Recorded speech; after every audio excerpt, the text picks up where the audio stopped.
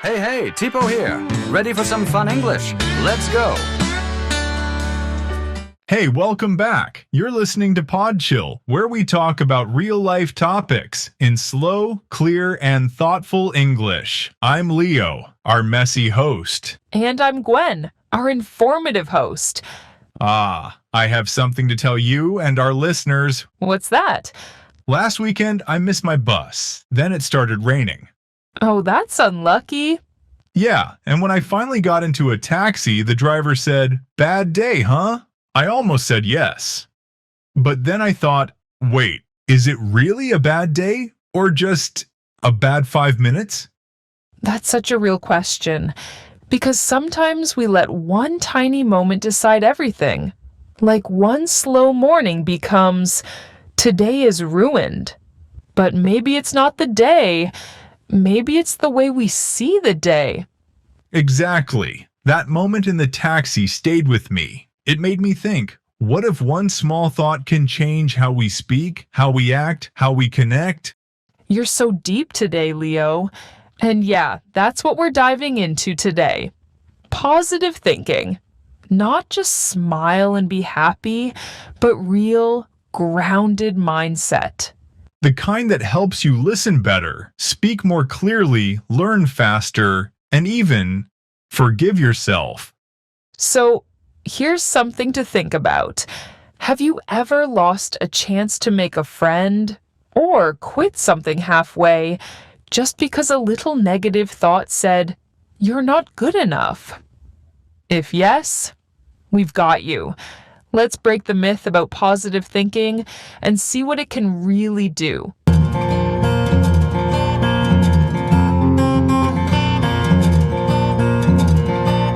So we just said that one thought can change how we see the day, but what about how we see other people? Ooh, I love that question, because positive thinking isn't just something that helps you.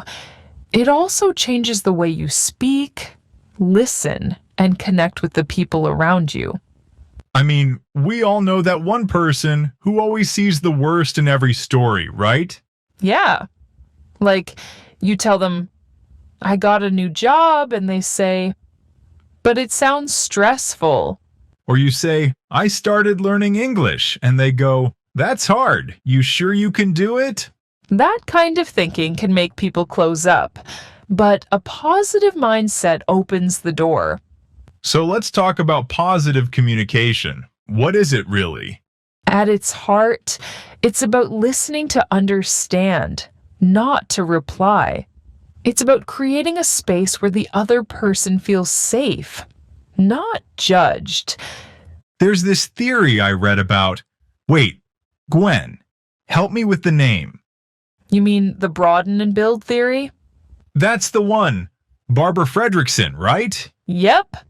Back in 2001, she found that positive emotions help people expand their social awareness. That means when you're feeling good, even just a little, your brain becomes more open. You notice more. You connect more easily. You listen more deeply. That's so true.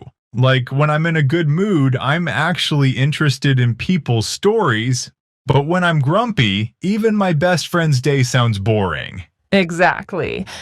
And when you approach a conversation with a positive mindset, here's what changes. You listen without jumping to judgment. You look for the good in what they're saying. Yeah, you're not just hearing words. You're hearing the feeling behind them. I see that shift of thinking a lot in my students. There was one girl, very quiet, barely spoke English for weeks. Her grammar was all over the place. Her voice was shaky. But instead of correcting her right away, I said, "That was really clear." You didn't correct her? Not then. I focused on what she did well, and her face completely changed. She smiled, surprised, like, "Wait, that was okay?" Oh, that's sweet. Did she speak more after that? A lot more. Not because her English magically improved, but because she felt safe enough to try. Cool. People don't open up when they're scared. Man, now I feel bad about laughing when my friend said I have hungry last week. Leo, I said it was adorable. That counts as encouragement, right? I'll let it slide. Just this once. Okay, Gwen, let me ask you something. Have you ever done better than you expected just because someone believed in you? Oh, yes, I have. And what's wild is sometimes that belief felt stronger than my own. Same. I once joined a singing contest in high school because my friend said, "You're actually not that bad." I didn't win, but I hit a high note I'd never reached before. Power of belief, baby. That is such a perfect example. And it connects directly to something called the Pygmalion effect. Sounds like a Greek statue thing. You're not wrong. It's named after a myth where a sculptor falls in love with a statue he made, and it comes to life. But in psychology, it means this. When someone believes you'll succeed, you're more likely to succeed. Just someone expecting good things from you can actually make you perform better? Exactly. It's not magic, it's mindset. Amazing. I once had a classmate, super quiet, always looked nervous. One day the teacher said, "I know you've got ideas. I'm looking forward to hearing them." The guy looked shocked, but later that week he gave this amazing short speech, like, he lit up. That's the Pygmalion effect in real life, especially in learning. I had a student too. She used to say, "I'm bad at English." I told her, "I see a great communicator in you. You just haven't practiced enough yet." And slowly, she started believing it. By the end of the course, she was leading small group discussions. From "I'm bad at English" to "I'll take the lead." That's transformation. And all it took was someone seeing her differently. And helping her see herself differently too. That's the heart of this idea. When we believe in others and ourselves, we raise the bar and we give people a reason to reach for it. So if you're listening right now and thinking, "I'm not good at English," maybe try changing that thought to, "I'm getting better at English." Because honestly, you probably are. Yes, and even if you're not perfect yet, that belief will move you forward. So Pygmalion was onto something. If you build the right mindset, everything around you starts to change. Nicely said, Leo. You might be a poet after all. Told you. I'm a star. Respect me. So here's a story I've never told publicly. I once went on a first date and spilled coffee all over my shirt. White shirt. Hot coffee. Big brown splash. Right at the start. No, that's the worst. I froze. In my head, I was screaming, "You idiot! You've ruined everything!" I wanted to disappear under the table. What happened next? The girl said, "Hey, it's okay. It happens." But my brain didn't hear that. It was too busy attacking me. She thinks you're a mess. You always ruin good things. The usual playlist, you know? Oh, I know. That's exactly when mindfulness becomes important. It's not about pretending you're fine. It's about pausing and noticing what's really going on. Like asking, "Am I really a mess? Or just a guy who spilled some coffee?" Yes. Mindfulness is just naming what you feel without judgment. I'm embarrassed. I feel awkward. That's not weakness. That's awareness. So I went to the restroom, looked in the mirror, and instead of panicking more, I took a breath. I literally said out loud, "Okay, this is not the end of the world." That's already a win. And then I did something I'd never done before. I smiled at myself. I thought, "Hey, you cared enough to show up. You're trying." And weirdly, I felt better. That's a real example of mindful gratitude. You didn't deny your embarrassment. You just gave yourself space to be kind to it. Gratitude doesn't mean saying everything is great. It means saying, even in this mess, something good is still here. Like, at least the coffee was good. Oh, right. What happened? She made a joke about it. I laughed.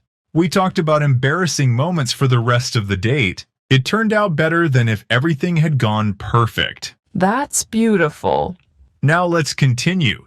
Can we talk about something that really messes with people when they learn anything, especially a language? Let me guess. The fear of getting it wrong? Yes, that little panic voice that says, "Don't speak unless you're perfect." So you just say nothing. That fear is so common, but also so dangerous. Because the truth is, you can't grow without making mistakes. Yeah, but most of us were taught to avoid mistakes. Like, red marks on a test meant you're failing at life. Exactly. And that's where positive thinking comes in. It doesn't mean pretending mistakes are fun. It means seeing them as necessary steps, not final judgments. I like that. So instead of thinking, "I failed," you say, "That was one more rep at the gym." Yes, because the people who succeed aren't always the most talented. They're the ones who can handle failure and come back again. Sounds like something we should be taught in school, right after math and before exams. Honestly, yes. Because if you can't tolerate failure, you'll quit early. But if you see failure as feedback, you stay in the game longer. And the longer you stay, the more likely you win. It creates long-term motivation, not the hyped up, fake it till you make it kind. So, if you're learning English and keep messing up, congrats! That means you're learning correctly. Exactly. You know what's funny? We've talked so much about failing, trying again, learning, but we never asked, what do we say to ourselves after we fail? Good point. Most people blame themselves, and that mindset doesn't push you forward. It pulls you under. So even when we keep going, we're dragging all that shame behind us. Right? And that's why self-compassion is so important. Wait, self-compassion? Isn't that just being soft on yourself? That's a common myth. But real self-compassion is actually brave. It means looking at your failures and still choosing kindness. Sounds way harder than blaming yourself. It is. But it's also much more powerful. Kristen Neff's research in 2003 showed that people who practice self-compassion have less anxiety, less depression, and more motivation. So being nice to yourself helps you do better? Exactly.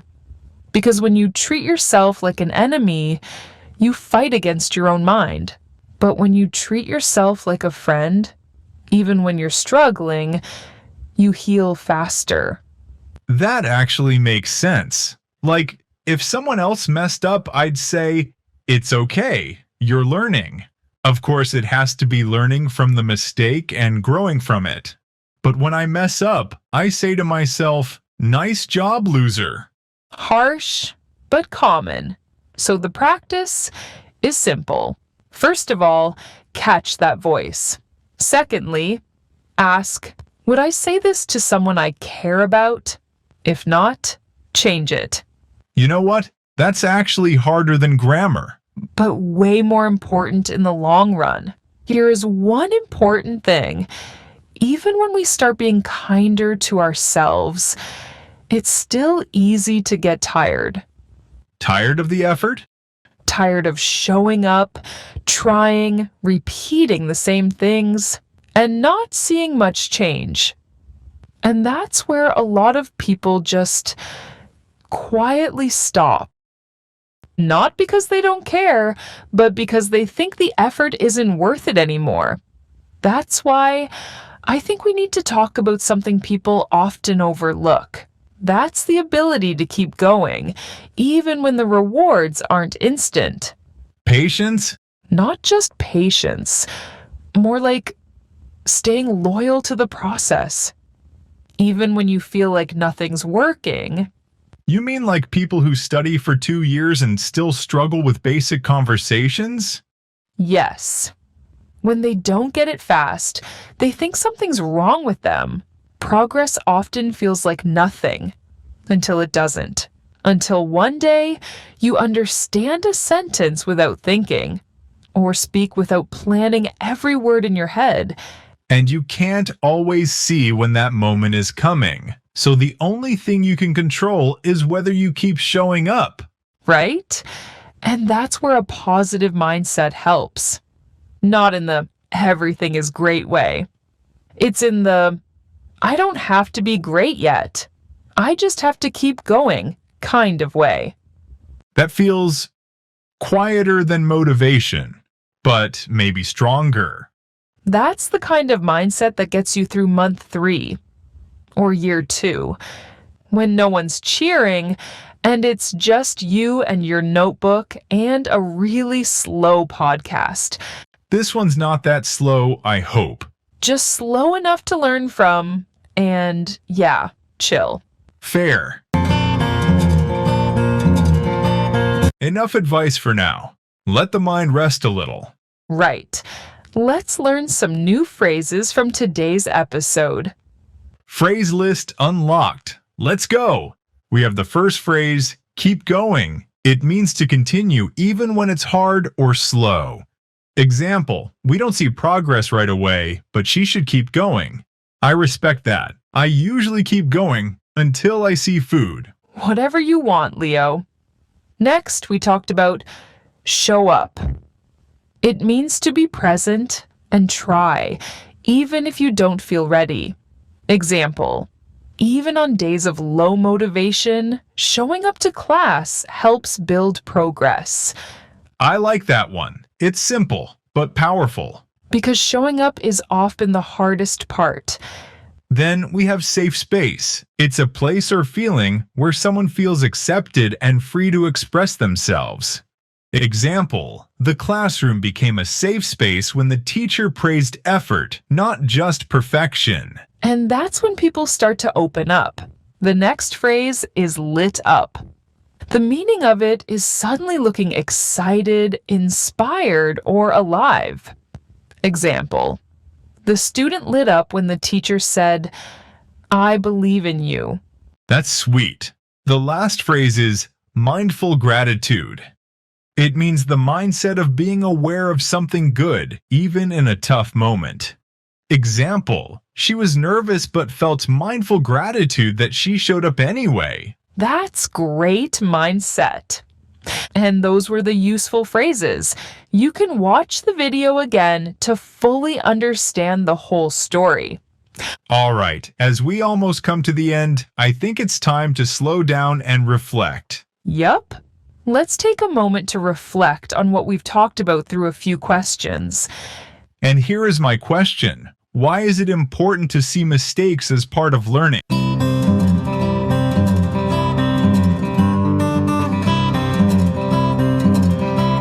Hey everyone, welcome back to Podcast and Chill. I'm Leo here with my co-host Gwen. Hi there. Today's topic is something that applies to all of us, our daily routine. Yes. From the moment we wake up to when we drift off to sleep, we all have habits and rituals that shape our days. But what exactly does a typical day look like for different people? That's a great question. Throughout this episode, Gwen and I will be sharing our own routines, from our morning wake-up rituals to our after-work wind-down strategies. We'll also be exploring some common themes and tips to help you craft your own routine for a productive and balanced life. All right, listeners, that's all the time we have for today. We hope you enjoyed our conversation about daily routines.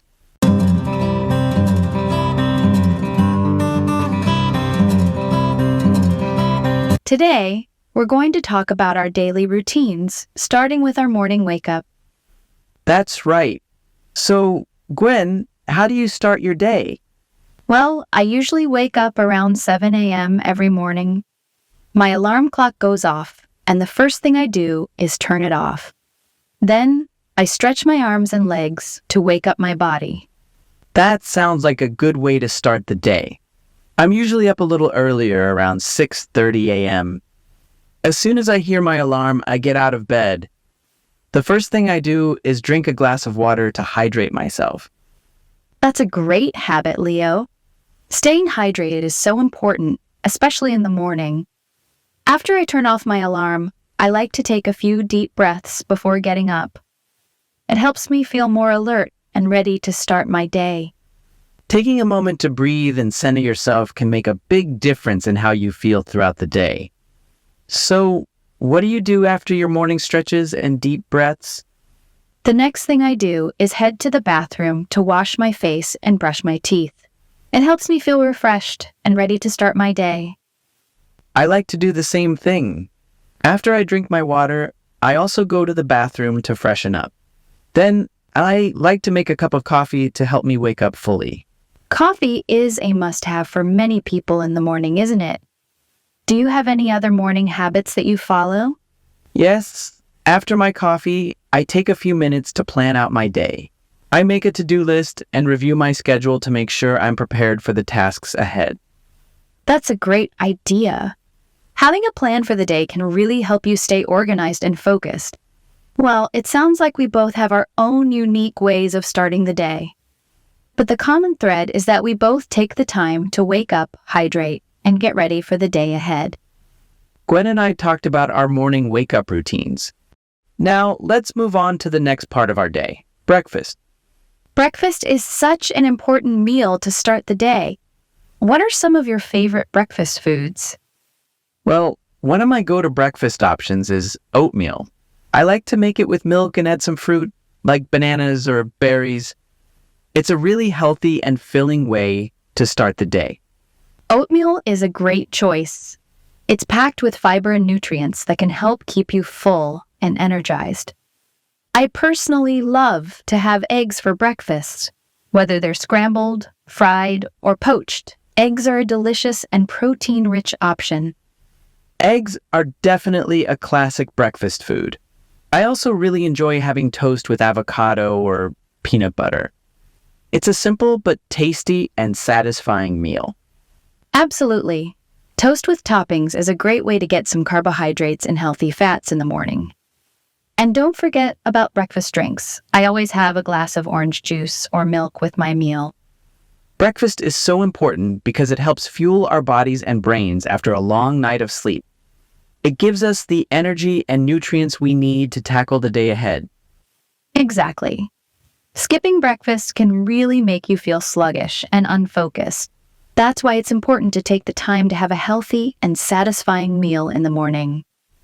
Now, let's move on to the next part of our daily routine, work or study time. As someone who works from home, my work routine looks a little different than someone who commutes to an office. But the basic steps are the same. Okay, tell us more about your work routine, Gwen. Well, the first thing I do after breakfast is head to my desk. I make sure my computer is turned on and that I have all the supplies I need like pens, paper, and my planner. Having your workspace organized and ready can really help you feel focused and productive. Exactly. Once my computer is on, I check my calendar and to-do list to see what tasks I need to accomplish. I like to prioritize my work and make a plan for the day. That's a smart approach. It's important to have a plan, but also to be flexible in case something unexpected comes up. Definitely. What about you, Leo? How does your work or study routine look? As a student, my routine is a bit different. I start my day by packing my bag with the materials I need for my classes, like my notebook, textbooks, and laptop. What do you do once you arrive at school? Well, the first thing I do is find a quiet spot to set up my workspace. I'll usually choose a desk or table in the library or a study lounge. And just like you, Gwen, I try to take breaks throughout the day to recharge. It's important to balance my work and study time with some downtime. Let's look at some new words in the conversation above. Hydrate, meaning to provide or restore the water content of something. Example, drinking water regularly throughout the day helps hydrate your body. Refreshed, meaning feeling energized and revitalized after a rest or break. Example, after a good night's sleep, I felt refreshed and ready to tackle the day.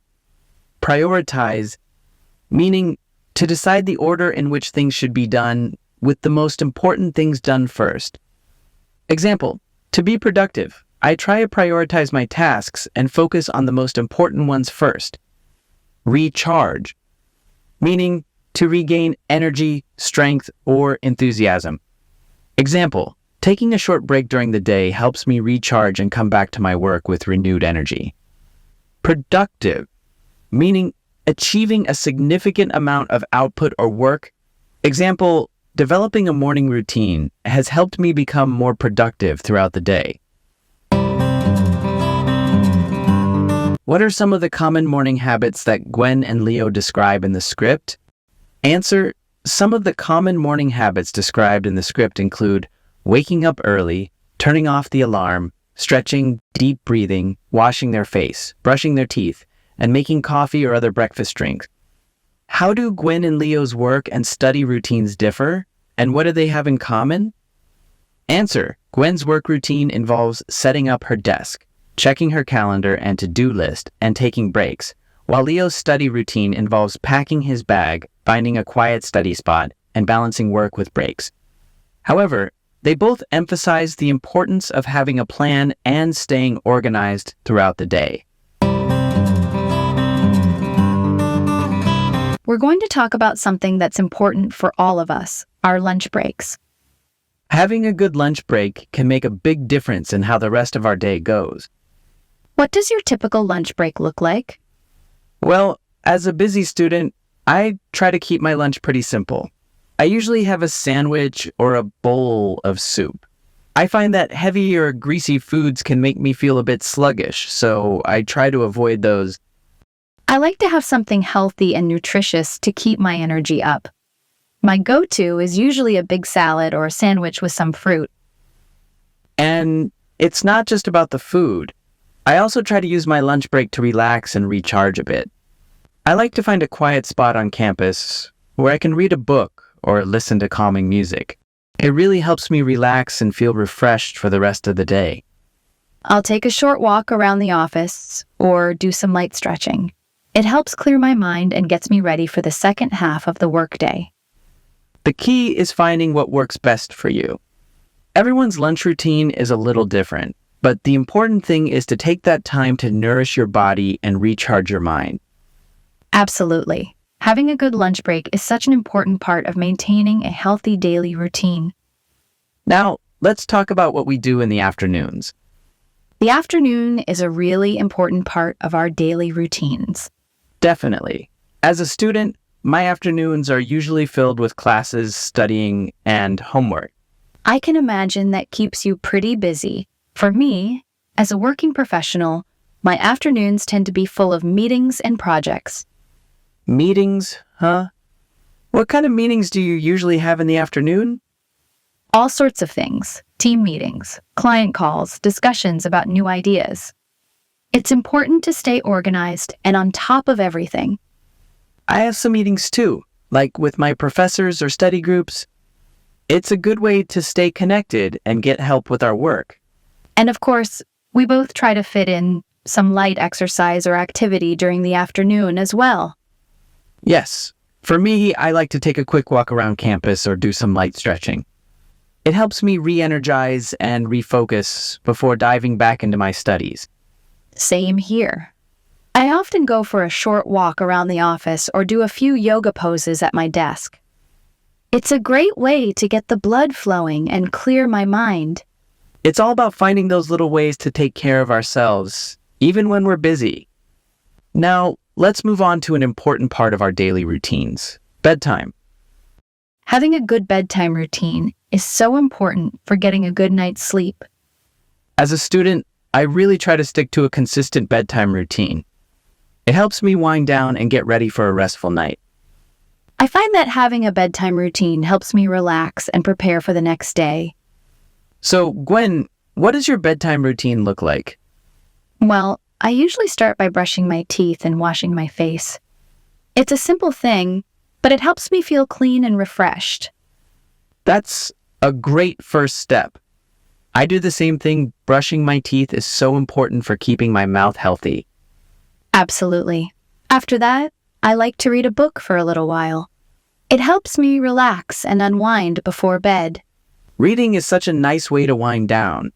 I actually do something similar. I read a few pages of a book or listen to some calming music. And, of course, we both try to get to bed at a reasonable hour, don't we? Definitely. As much as we might want to stay up late, getting enough sleep is so important for our health and well-being. A good night's sleep sets us up for success the next day. Let's look at some related words. Routine, meaning a regular way of doing things. Example, I have a morning routine that I follow every day. Unwind, meaning to relax and become less tense. Example, reading a book helps me unwind after a stressful day. Recharge, meaning to regain energy or strength. Example, I took a short break to recharge my energy before the next meeting. Nourish, meaning to provide with the food or other substances necessary for growth, health, and good condition. Example, eating a balanced meal nourishes my body and gives me energy. Self-esteem, meaning confidence in one's own worth or abilities. Example, reflection can help us feel proud of ourselves for saying no instead of guilty. All right, listeners, that's all the time we have for today. We hope you enjoyed our conversation about daily routines. Remember, there's no magic formula. The key is to find what works best for you. Experiment and discover a routine that keeps you feeling energized, productive, and happy. And hey, if you have any questions or tips about routines you'd like to share, don't hesitate to leave a comment below or reach out to us on social media. Thanks for joining us, and we'll see you next time.